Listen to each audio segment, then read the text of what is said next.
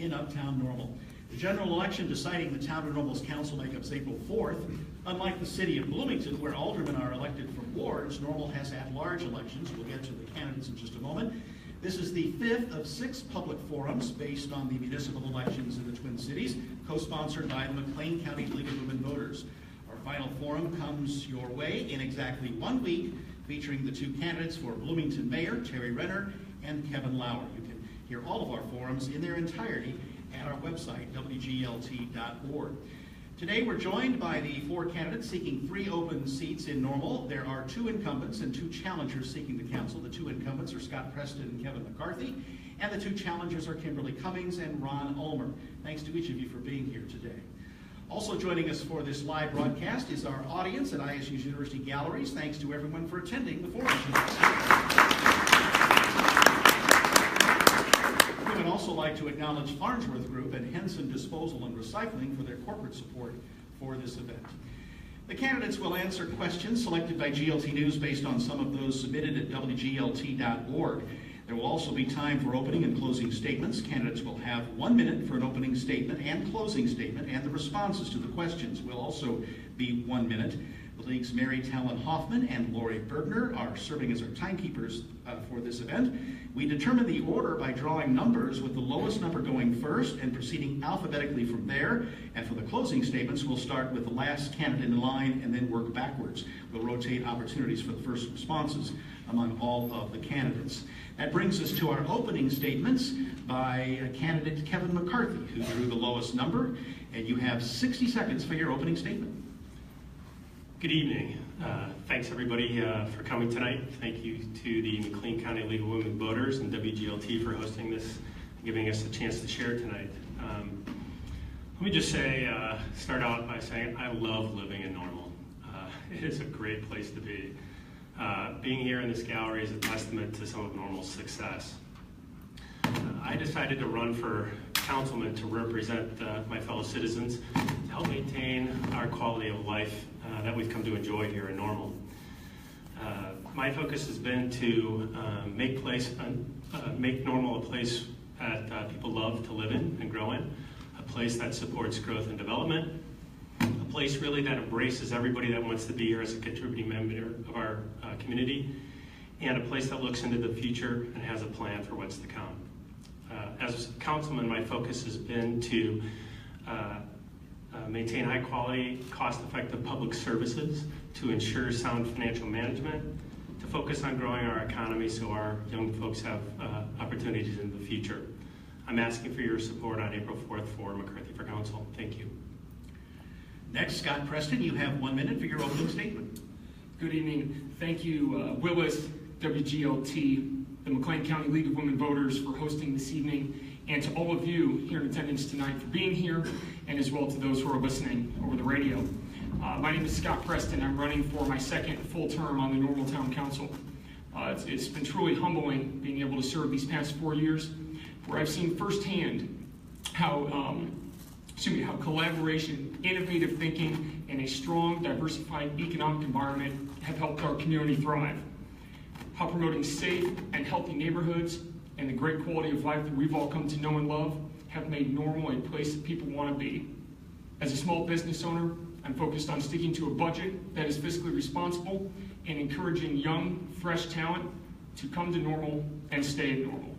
I'm Scott Preston, and I'm asking for your vote on April 4th. Thank you. We're listening to a special Sound Ideas and a Town of Normal Candidates Forum live from University Galleries in Uptown Normal. And now, as time has come for the opening statement for Ron Ulmer, who's next. Thank you. Thanks to the League of Women Voters and WGLT for sponsoring this, and all the interested people, citizens who are here. I'm a veteran. I'm a former ISU student and faculty member. I've been a landlord in Normal for 38 years. I came here in 1968, and I love the place too. I agree with most of the things they said, or all the things they said about living in Normal. It's a wonderful place, and I've stayed. But I think we can do better. I think we can lower sales and property taxes, increase expenditures on streets and other infrastructure, and give the desired public amenities that contribute to Normal being an attractive community in which to live and to reside. What we did need to do is change our priorities to quit bidding with Bloomington over businesses and get back to spending our money on government, public goods and services. Thank you. And Kimberly Cummings, time for your opening statement. You also have 60 seconds. Good evening. Thank you to the League of Women Voters and WGLT for hosting tonight's candidate forum. I am, first of all, a servant of this community and have been since I moved here 5 years ago. My plan is to continue to serve each and every one of you. We are one community with many voices, and I hope to be your voice as we move forward in the town of Normal. It is time that we push forward in transparency, inclusion and diversity, multifaceted economic development, and enthusiastic engagement. We may not always see eye to eye, but I will always be an ear for you as the constituents of the town of Normal, and I will always promise you to serve you with my best ability. Thank you, and please vote for me on April 4th for your town of Normal City Council. All right, thank you, candidates. That brings us now to our first question, which was also the first question at a similar event 2 years ago. It's amazing how some of these issues slowly unfold, isn't it? The town still must decide whether to build a pedestrian overpass or underpass at Uptown Station. The underpass option seems to be one of the favored ones by town officials who lobbied federal elected leaders just before last year's annual One Voice trip to Washington, D.C. That option carries a higher price tag, and overpass is also an option, but still another possibility is to keep an at-grade crossing, which is likely the least expensive, but would require passengers crossing the tracks to walk nearly a full block. So what do you favor? Underpass, overpass, leaving it as is, and why? And the first question, this question goes first to Scott Preston. Sure. Thank you, Willis. It's a good question and one that we may well be hearing about 2 years from now as well. From my perspective, hands down, the best option would be if we could have a at-grade crossing in what is currently the Gateway Plaza, in between Uptown Station and the Children's Discovery Museum. One that would be wide enough to support not only Amtrak walkers, but as well as pedestrians, and open up the south side of Uptown and south of the tracks for economic development purposes. The town of Normal has worked hard at getting there, but that is something that we've gotten blocked on at every turn. So I think it's very responsible that the council and the mayor and our staff looked at putting forth a study so that we know what is feasible, what is possible, how much it costs, before making the final decision as to whether we go under, over, or none of the above. All right, thank you. Ron Ulmer, same question. Underpass, overpass, or at-grade crossing at Uptown Station? I believe for now we should continue with the Linden Street crossing until we see what kind of railroad traffic develops and what the true need is for an overpass or an underpass. I have talked to the Commerce Commission. The about this. Amtrak, Union Pacific, Commerce Commission have not allowed an at-grade crossing at a new commuter or Amtrak station in 30 years. But this was not discussed when they were building this station and when they were talking about doing the Uptown Phase 2. So I think we'll continue to go around to Linden Station until we see what the traffic is and how that works. In Union Station, when you get off the train in Chicago, it's a longer walk on the platform than here. All right, and the question goes next to Kimberly Cummings. Thank you. I believe that the underpass is probably the best option at this time, and that's based off of some of the information that I know. As we know that the at-grade is not really a viable option due to some contractual issues, and so we need to definitely make a decision on whether an overpass or underpass. When you look at the long-term, short-term, an overpass probably seems more likely, and you're right, it may seem a little feasible, but when you look at a long-term, the long-term benefits of having the underpass will way outweigh having the overpass. And lastly, Kevin McCarthy. Thanks, Willis. I'm going to tend to agree with my counterpart, Mr. Preston. We're likely going to be talking about this 2 years from now. I was a big supporter of an at-grade crossing, and to clarify, we had an at-grade crossing, and they took it away from us. It's not a new at-grade crossing, and I think that's the best solution, honestly, right here in the Gateway Plaza. It's the cheapest solution, hands down, and trains will never be going fast right at that spot. I think it's the best. But if we can't have that, if we have to choose over and under, and we're able to get federal or state grant applications, then I'm happy to support either one of those solutions. There is a feasibility study. You've heard that was going on. That's going to give us all the information that we need to know to make a good decision. But without that, without federal state funding, I don't think that those are feasible at the time. You're listening to a special Sound Ideas in a Town of Normal Candidates Forum live from ISU's University Galleries in Uptown Normal. I'm Willis Kern. Time now for the second question. It's clear most of the candidates running for alderman in Bloomington favor the city's dissolution of the Metro Zone agreement, saying they must first look out for Bloomington taxpayers who currently help pay more than $1 million annually to Normal through this deal. Now, not all of them believe that, but most of them do. Assuming you feel the city acted improperly in the dissolution, state the case for your Bloomington counterparts that Metro Zone remains something the city should support. And we'll begin this time with Ron Ulmer. Well, I believe that the two cities sparring over this agreement is bad for economic development, bad publicity about the community when we don't look united. I would suggest that we just let it go and move on to positive economic development programs and projects. And it would be great if Bloomington would cooperate with us on many issues. And if they do, fine. And if they don't, fine too, because we can't make them or force them to do anything that they don't want to do. And I think that the publicity really looks bad and harms both communities. All right, next for this question, Kimberly Cummings.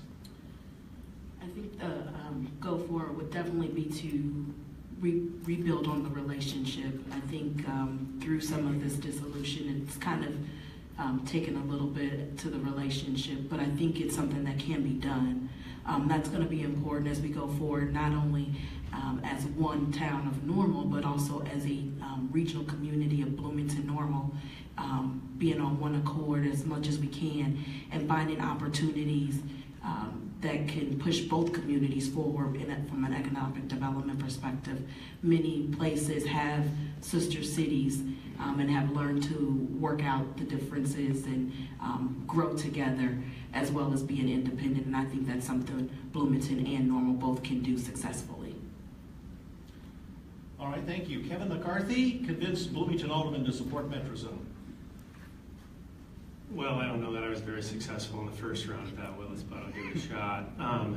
There was a Panagraph editorial on this recently, and honestly, I think the Panagraph got it right. They had a couple of points. One, they said that Bloomington should rescind their vote, and that we should pause the agreement and come back to the table and talk about it again. And I think that's the right approach. And they advocated for a negotiated way forward, or if termination was inevitable, an agreed upon termination solution for it. There's an election in 2 weeks. I'm hoping that cooler heads are going to prevail in 2 weeks, honestly, and that we can get back to the table and get past this. We've got a long history of partnering with the city of Bloomington. We've done a lot of really good things together. This issue is much bigger than just Normal or Bloomington, and we really need to get back to the table to work together so we can move forward as a community. Same question for you, Scott Preston. Absolutely, thank you. There are a number of very good, strong, positive individual relationships between councils and mayors and staff from Bloomington and Normal. I personally feel that way about every member of the Bloomington Council, as well as Mayor Renner and others over there. The disconnect that has sometimes come up comes when you take both as institutions rather than the individuals involved. And, not everything that is best for the people of Normal, in every case, is always best for the people of Bloomington, and vice versa. We certainly respect that, and I think Bloomington does too. But being able to have the conversation, being able to be good partners, even if we don't agree on everything, and understand where each other's coming from, and work for the betterment of the larger community is vital. Especially in light of what's going on, some of the political dysfunction that we're faced with coming out of Springfield. Being able to work together as one community to promote economic development and growth here is crucial, so that we don't get passed up by places like Des Moines, Raleigh-Durham, and others, and make sure that our businesses and our families want to come to this community. All right, thank you. We're moving on now to the next question, which is similar in that it deals with cooperation with Bloomington. During last week's Bloomington Council Forum, Challenger Jamie Matthews suggested the two communities agree on a community-wide sales tax sharing plan designed to limit competition between the two municipalities on retail income. This is a concept the Bloomington Council decided against discussing when it came up last year. What do you think of a community-wide tax sharing deal? And if you support it, again, make that case to your Bloomington counterparts. And first in line for this question is Kimberly Cummings. Thank you. As far as the tax share, it sounds good. I think I would need to know more information and have more details around it before we can get further into it. We want to do whatever is best for both communities, and if a tax share is something that's viable for both, and when it's appropriate, I think that's something that we can definitely agree to. But I think in the meantime, until I have more information on that, I don't want to say yes or no. But I'm certainly open to knowing the details and having a conversation, and I think that's going to be critical going forward if we're going to do something of that nature. All right, thank you. Kevin McCarthy, and your answer to that question. Thank you. Without any particular details, it's hard to say yes or no. Conceptually, I like the idea of a sales tax sharing proposal, but really any creative collaborative effort that agreed upon by both communities that serves to reduce competition between our communities, I'm willing to discuss. I think the main point is willing to discuss. And that was part of the roadblock initially. Whatever the final agreed upon plan is, as long as both communities are at the table, we like the idea. One community isn't advantaged more than the other, and it's easy to administer. It doesn't create a bunch of new cost structure and a bunch of problems to administer. I'm more than happy to support those kind of discussions. All right, and next for this question is Scott Preston. Thank you. The root issue that this conversation came out of revolves around providing financial incentives for businesses located on one side of Division Street to entice them to move over to the other side. And that's an issue that I feel has a tremendous amount of merit in finding a solution for and having a conversation on. Now, whether it ends up being shared sales tax, whether it ends up being an agreement between Bloomington and Normal that they will not provide financial incentives for a business that is already established in one municipality just to come to the other, or any number of other possible arrangements. I think having the conversation on it and being open to it can help our larger community by far, and something that I look forward to having a discussion on. And Ron Ulmer, what about community-wide sales tax sharing? If you support it, how do you get Bloomington to go along with it? Well, thank you. Once again, you can't force Bloomington or any other entity to do anything. So here's what I suggest. It would be great if they would, but let's just move forward and agree, or Normal decide, we're not going to incentivize any Bloomington businesses to come to our community, our side of Division Street. Take all the money that we've both been wasting, but Bloomington can do what they want with theirs. They can continue to waste it. But take our money and use it on better roads, infrastructure, parks, and quit the bidding war. It's pretty hard to have a war or a bidding war if only one person is bidding. And I think that we should just, this will ensure harmony. If you have a sales tax agreement, what's not to say that it won't blow up just like the Metro Zone agreement did. Thank you. Thank you, and thanks for choosing GLT and Sound Ideas. I'm Willis Kern, and this is a special broadcast of a Town of Normal Council Candidate Forum, co-sponsored by the McLean County League of Women Voters. We're coming to you from Illinois State University's University Galleries in Uptown Normal. And we're moving on to the fourth question, submitted at WGLT.org. This comes from Alan Novick, who asks about libraries. Given that both communities are considering a new public library, why has there been no discussion about an intergovernmental agreement for a library that could serve all of the people of Bloomington and Normal? Why build two libraries? And the first to answer that is Kevin McCarthy. Well, I think that's a bit of a complicated answer, really, predicated somewhat on the last question, really. Collaboration is part of the challenge here. At the end of my last answer, I said, this is bigger than just Normal or just Bloomington. I said that we really need to get back to the table because there's really a lot to talk about, not just libraries, fire, and the like. I think it's an interesting conversation. Unfortunately, it's just not happening now. Why? I can't answer. It's difficult for us to get our Bloomington counterparts to the table at all. But I think we should. I think we should continue to try. I think it's an interesting idea. There could be cost savings. There could be a lot of leveraged opportunities if we can get them to the table to do it. And I would support it. All right, Scott Preston. Going back to the previous question as well, Metro Zone, the ramifications and the implications of how that all got left were much larger than just that individual issue. Library is a great example of an opportunity that in a perfect scenario where there weren't, some of the political factors, frankly, that may be working against us locally, that the conversation could be had for the two municipalities to work together. Libraries today are not what they were, 20, 30, 40 years ago.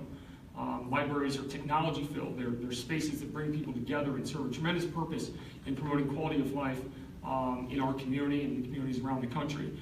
But making sure that we are moving forward in a way that is making best use of our taxpayer dollars, making smartest and most efficient use of our resources, and doing so in a way that benefits the entire community is a conversation that certainly is worth having, and the library is a great example of that.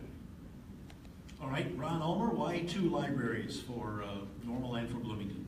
Well, in this case, I do believe that we should explore library services, combining them for Bloomington and Normal, and see what reaction we get from Bloomington.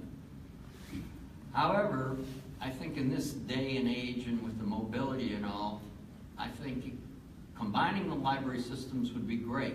But instead of building like two new big ones or one new big one, 3 or 4 smaller satellites around the community where people from every neighborhood would have access by walking or bicycling. They wouldn't need a car, or they could take the bus.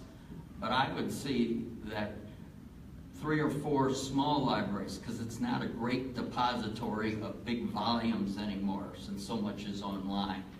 So I think we should float that with Bloomington and see if we couldn't agree to build 3 or 4 libraries, smaller ones in the communities, so that all communities are served. Thank you. Kimberly Cummings, your response? Thank you. It's so interesting that libraries now are so different, and I started off as a teenager as a page in the library, so that's near and dear to my heart. And to see that they're becoming resource epicenters is a great thing. And when you think of the word epicenter, you do think of a large space that can be utilized by the entire community. I say that to say this: it would be better if we could join together as both Bloomington and Normal and have one large epicenter, a place where people can not only get books online or have access to technology, but groups and organizations within the community have a place to meet and gather, or just a place where other people can meet other residents. So that would be something that I would love to see. But once again, we have to rebuild the relationship, start the conversation, and definitely take a look at what options we have. All right, very good. Thank you. Let's stay with the library for the next question, and let's assume now that Normal decides to go it alone and follows through on plans to build a new facility in the Uptown South region, east of the police station. Staff is currently considering the use of the Living Building Challenge, which exceeds even the LEED standards for sustainability. A living building generates its own power, uses its own water, among other things, with the aim to save money down the road after initially spending more for the construction of this building. Should the town build the library in this manner? And this question goes first to Scott Preston. It's something worth considering. And let me even take that a step back. As we're talking about the library issue, and if Normal does move forward with a library that is spearheaded by Normal alone in the space south of the tracks, I think that library would serve as an anchor for other economic development in that space.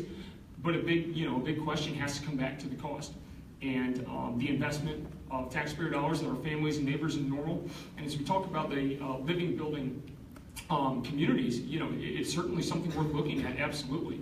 But you have to weigh costs in the long run on both ends of the equation to see if that's the right way to do it and the right way to proceed or not. All right, thank you. Ron Ulmer, your response? I tend to agree with quite a bit of what Scott said. You should look at all the energy saving options. Make sure you get ones that actually work. Sometimes when you're on the cutting edge, you find out certain rooms are terribly uncomfortable or something like that. So I think you would need to go out and take a look at similar buildings that have been built and are in use.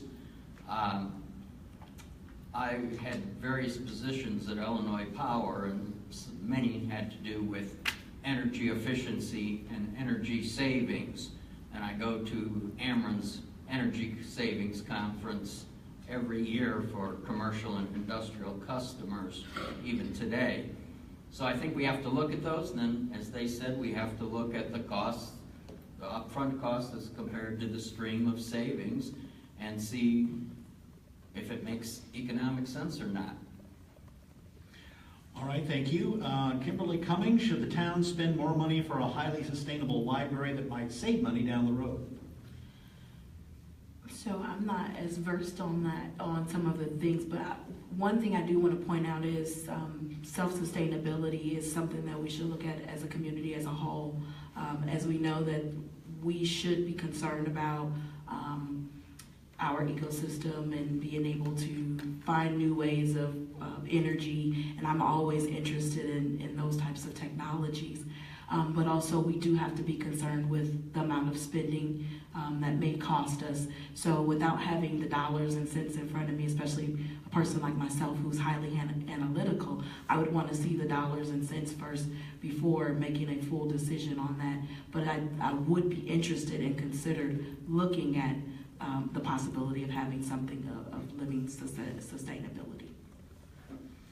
All right, Kevin McCarthy, what about this new library? I think we should definitely consider the living building challenge options. Some at the outset are probably not very feasible. Some of the self-contained systems, they have code problems that we'd have to resolve here locally, state of Illinois code issues. But without all of that conceptually, investing up front for a building that is going to save taxpayers dollars in the long term is always a smart decision. As long as the building can perform and we can get some verification that there's actually a return on that investment over the years, I think we should consider any option that provides for a long-term use building that's owned by the public that is very efficient and uses wise use of our dollars. All right, thank you. Our next question was asked of some Bloomington candidates last week, and it deals with the budget-making process. What is the most appropriate starting point? Determining the revenue stream and then planning the expenditures to fit the revenue available, or budget expenses and then identify funding sources to balance that budget? And this question goes to Ron Ulmer. Well, excuse me, I think we should look at our revenues and put that as an absolute cap, and then look at the expenditures secondly. I do not want to see more sales tax, property tax increases. I think there are opportunities for cost efficiency in some areas. Normal, I will agree, is very well run, and many of the departments are very efficient. There are some areas where there can be some improvements. Then what we do is we'll take a look at the expenditures, and I think what we need some standards or rules for prioritizing expenditures. I think that we have to really consider what is essential to maintain Normal as an attractive community, as well as maintain the infrastructure. All right, next with this question, Kimberly Cummings. Thank you. I actually believe that it should be working simultaneously because you have situations where you have to look at an expense and then determine how to pay for it before you make the final decision on going forward with the expense. But at the same time, you want to definitely be concerned and keep in mind constantly the revenue and making sure we have enough revenue for any additional expenses. So they have to work simultaneously. I don't think you do it justice by stating you'll go through a budget, looking at them independently and ordering them first or second. All right, Kevin McCarthy, what about this budgeting process? Can you repeat that question? I'm not sure I fully heard the Yeah, question. what's the most appropriate starting point when you're crafting a budget for a municipal budget?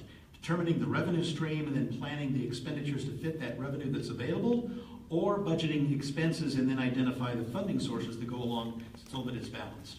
I'm going to agree a little bit with my counterpart, Ms. Cummings.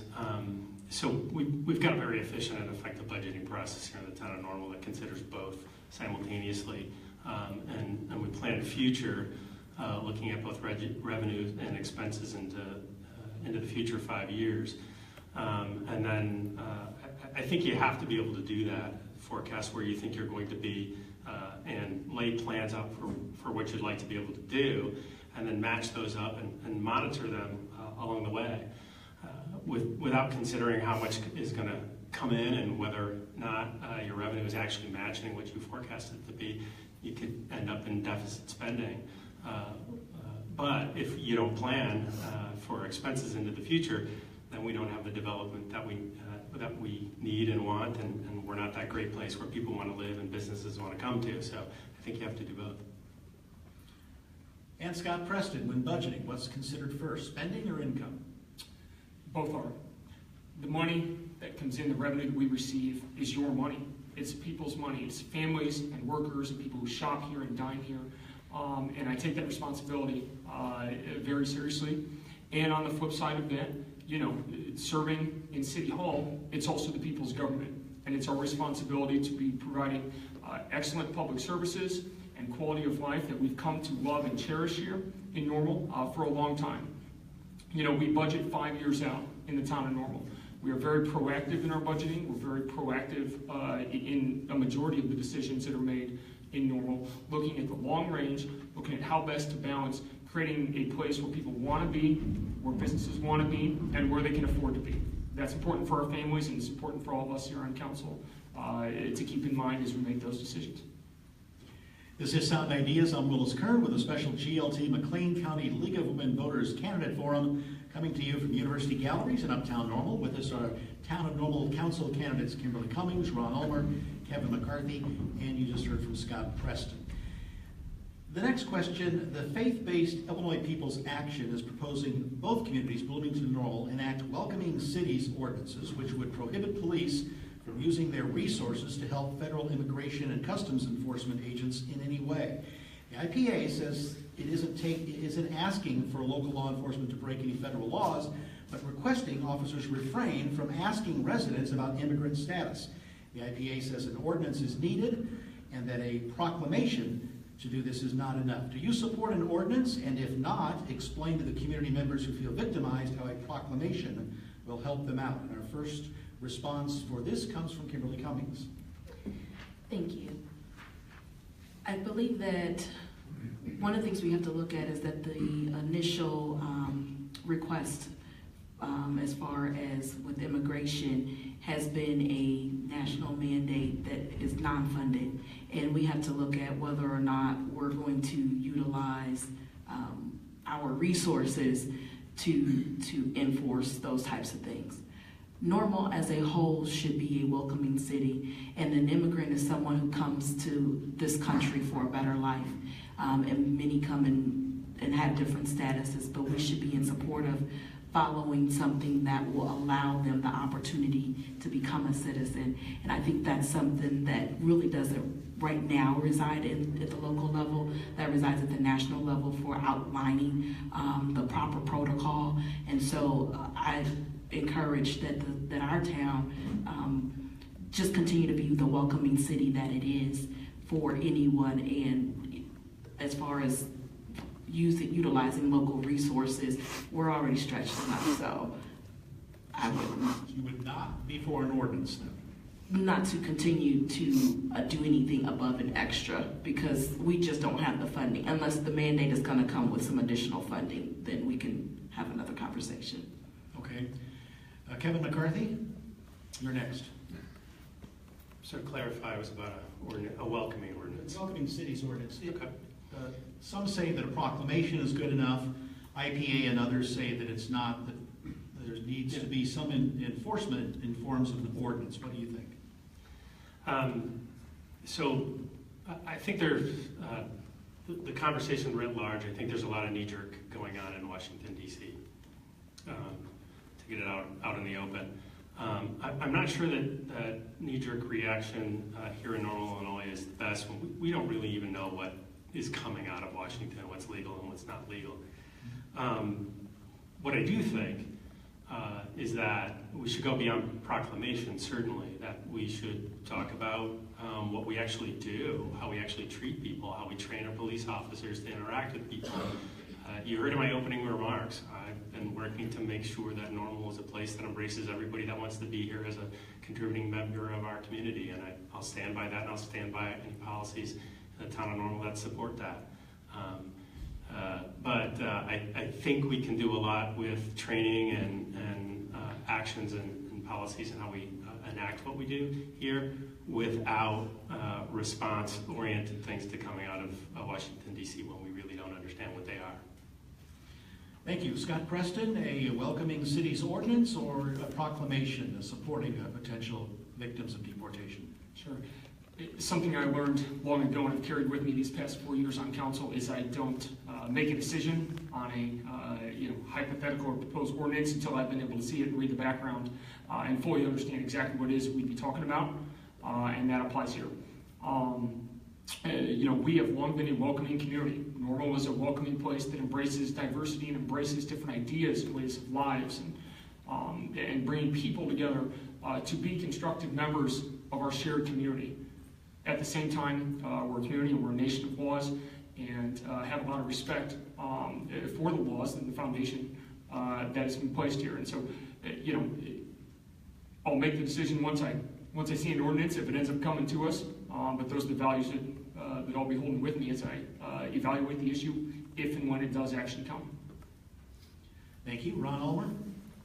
I agree. It's difficult to comment about an ordinance that no one really understands or knows what is all going to be in it. I believe that we should be welcoming, that we should, not use any resources to go looking for anyone that whatever, just to find out their status as a resident of Bloomington Normal. I think when the police shouldn't go door to door or anything crazy like that.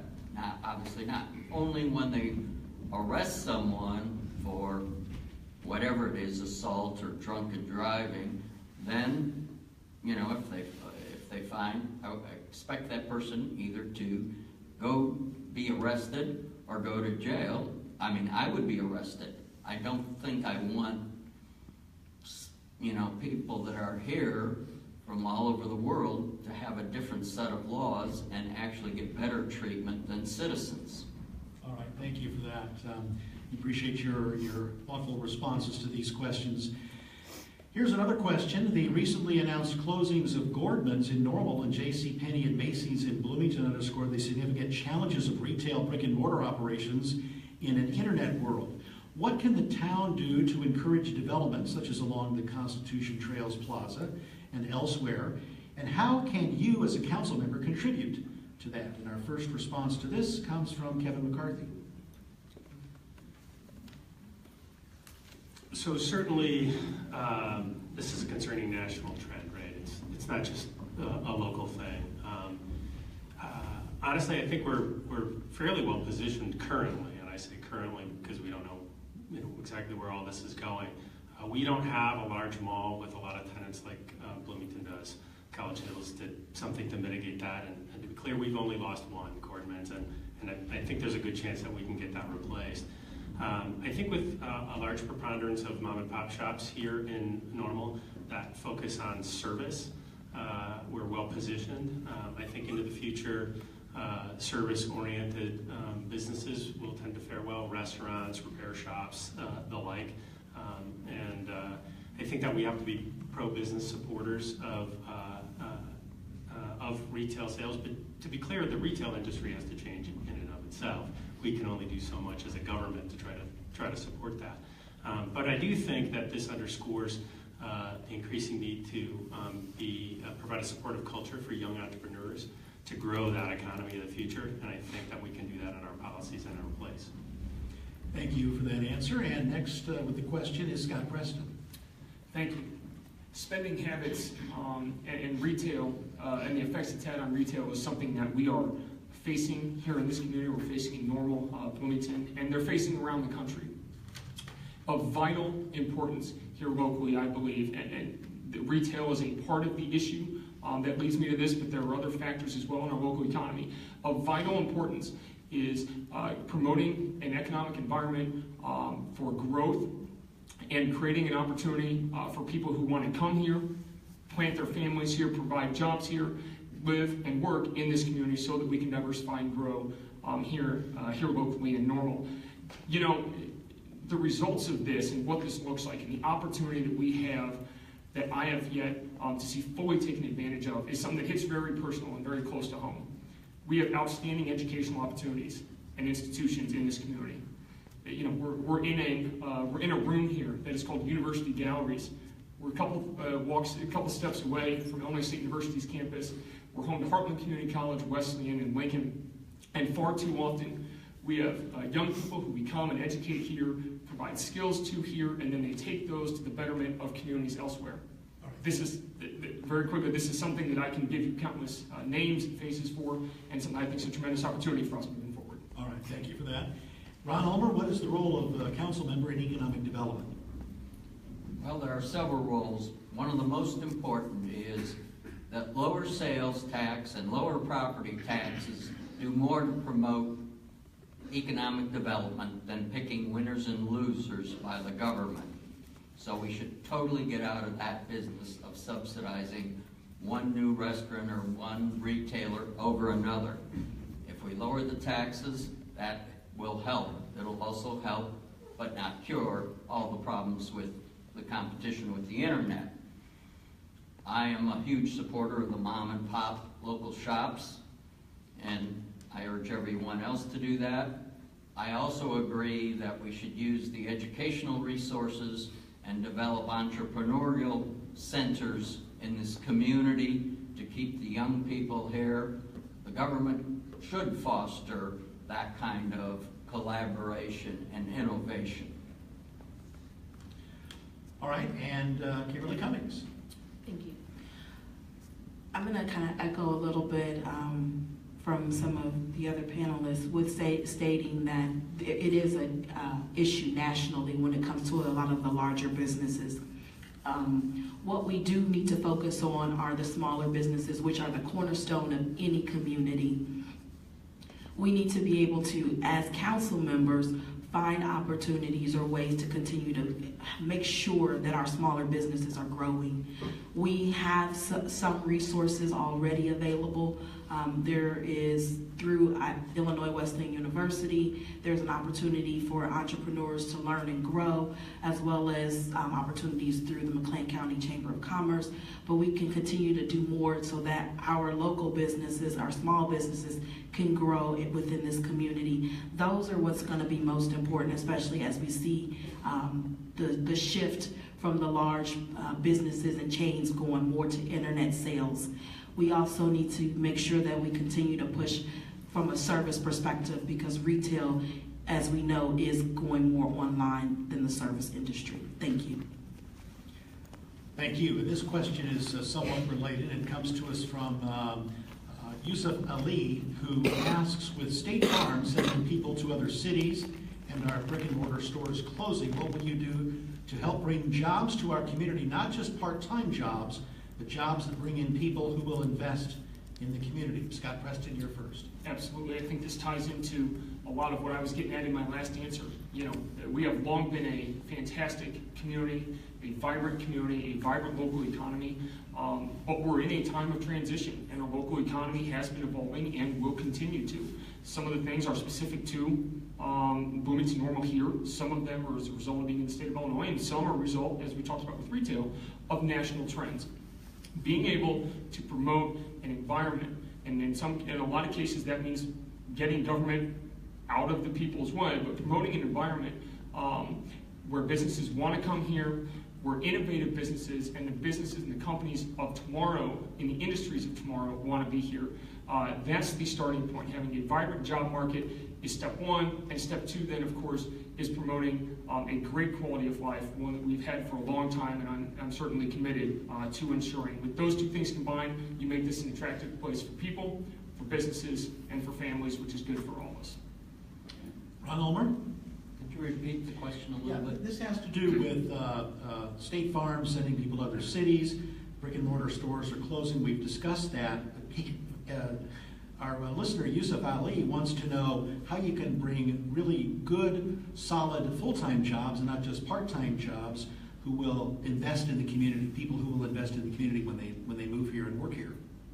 Well, one thing we have to continue to do is have the Bloomington Normal Economic Development Council and both communities work to attract those kind of high technology, futuristic businesses, entrepreneurs, as the others have said, and I said earlier in my answer.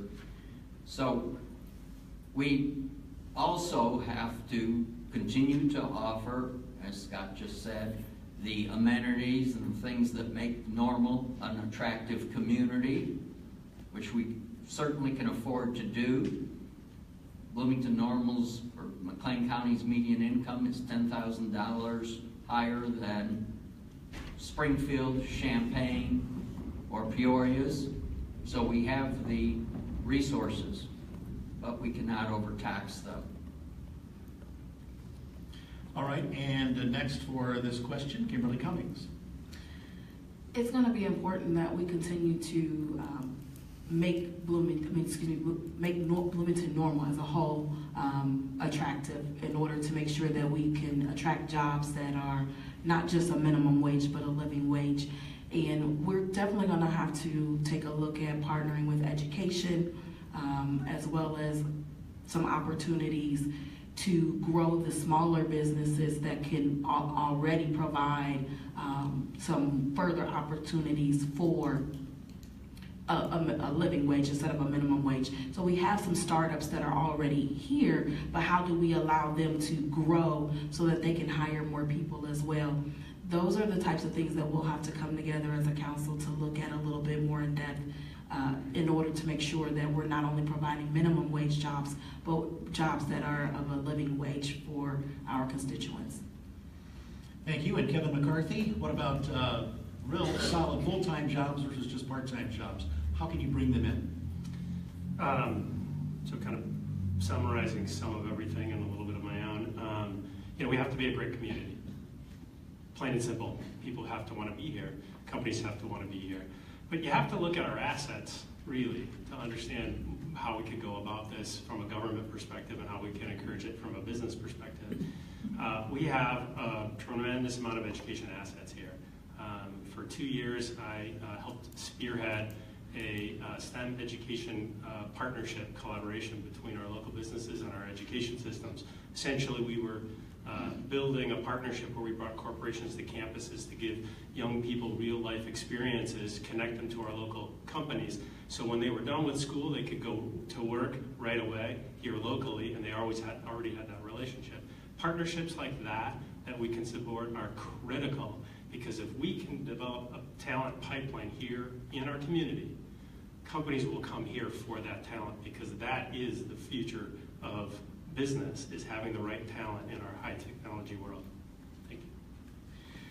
Thanks for choosing GLT and Sound Ideas. I'm Willis Kern, and this is a live broadcast of the Normal Town Council Candidate Forum, co-sponsored by the McLean County League of Women Voters, and we're joined by the 4 candidates for 3 spots on the Normal Council. You just heard from incumbent Kevin McCarthy, along with Scott Preston, and challengers Ron Ulmer and Kimberly Cummings. You can hear our previous forums at wglt.org.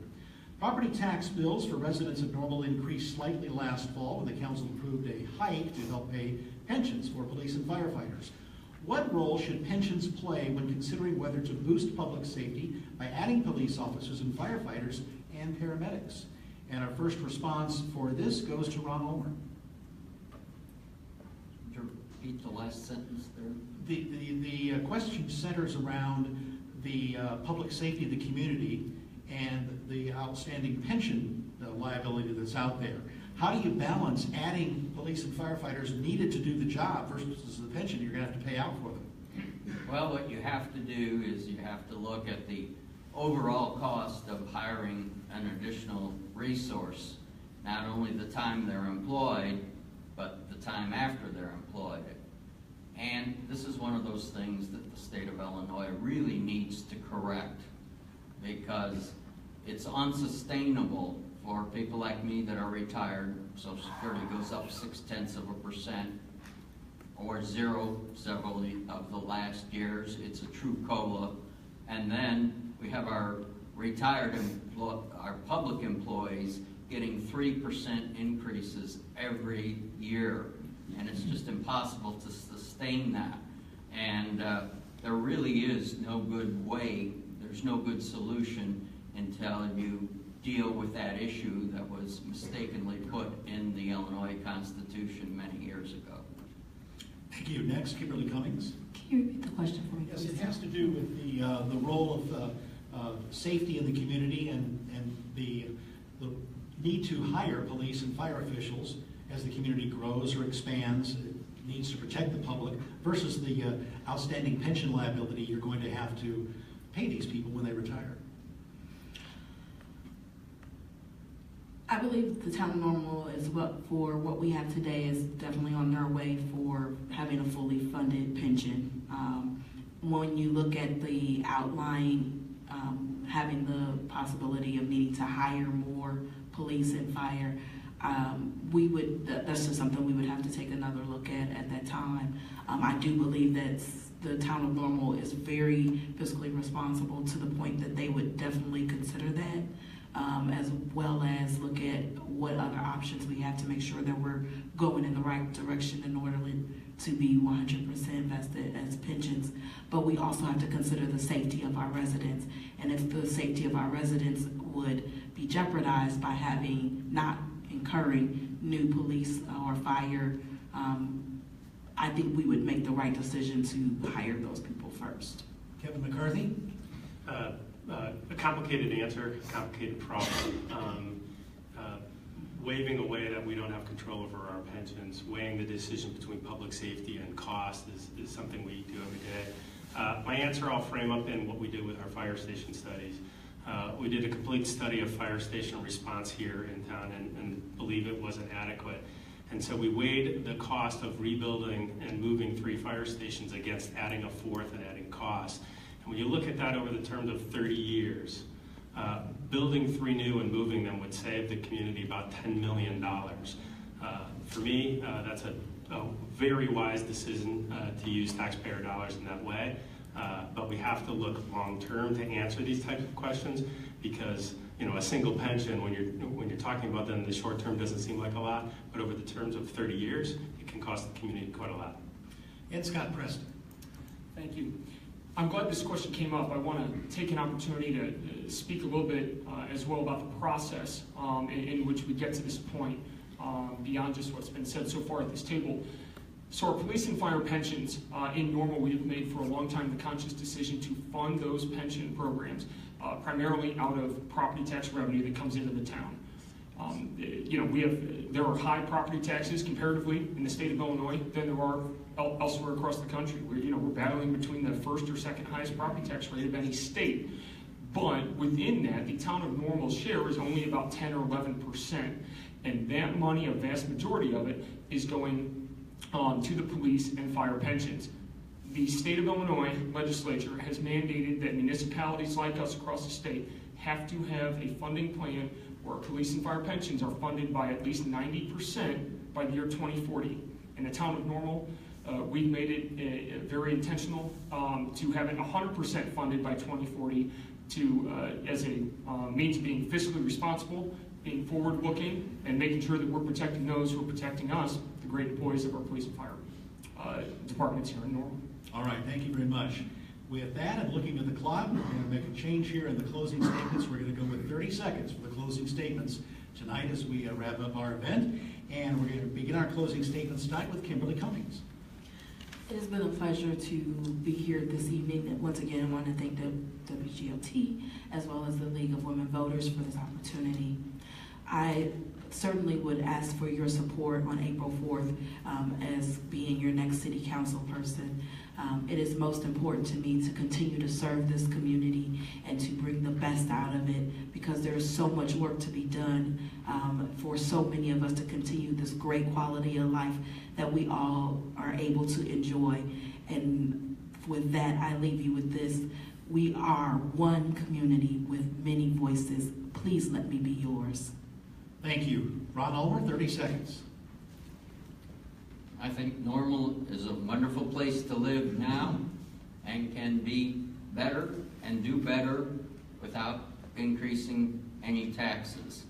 So what we have to do is prioritize and make a few tough decisions, but I think we can actually spend more money on the basic infrastructure as well as on the amenities that the people truly desire, but we probably cannot grow those. Thank you. Scott Preston, your closing statement, half a minute. You bet. I appreciate WGLT and the McLean County League for hosting tonight, and to all the people of Normal, very sincerely thank you. I've truly appreciated the opportunity to be able to serve in City Hall these past 4 years. I'm sure there are some votes and decisions that I've taken and stances that I've spoke about that maybe not everybody agrees with. But I hope that there are also a lot that we do. And in every instance, we always work together. We always have the larger community's benefit in mind. I've been honored to receive the endorsement and the support of the McLean County Chamber of Commerce PAC, our Bloomington Normal Trades and Labor, an A rating from Beigh Bono, and most importantly, very humbly, thank you for the support of the people of Normal. And I'm Scott Preston, and I'm asking for your vote on April 4th. You get the last word, Kevin McCarthy, 30 seconds. Sure. First, I want to say thank you. It's been an honor for 4 years to be a councilman in the town of Normal. If you've been around town recently, you know there's a lot going on. There's buildings being built, businesses growing, businesses coming to our community, support for our entrepreneurs growing. There's a lot of positive to talk about, and I've been fortunate and honored to play a role, albeit however small, in all of that. But you know, one of the things that differentiates Normal from every place else is when you talk to our residents, you'll find that they choose to live in Normal because it is a great place to be and we have such a high quality of life. I'm asking for your support on April 4th to help me continue to make Normal a great place to live into the future. Thank you. Thank you, Kevin McCarthy, and thank you, candidates, for taking part in this edition of Sound Ideas and a Normal Town Council Candidate Forum, co-sponsored by the McLean County League of Women Voters. You can find links to our previous forums at WGLT.org. That's also where you can find this episode of Sound Ideas, with help from broadcast technologist Travis Metters, Events and Outreach Director Linda Healy, Individual Giving Director Pat Peterson, Assistant News Director Charlie Schlenker, Program Director Mike McCurdy, McLean County League of Women Voters, we thank you, and ISU University Galleries Director Barry Blenderman. I'm Willis Kern. The municipal election is April 4th.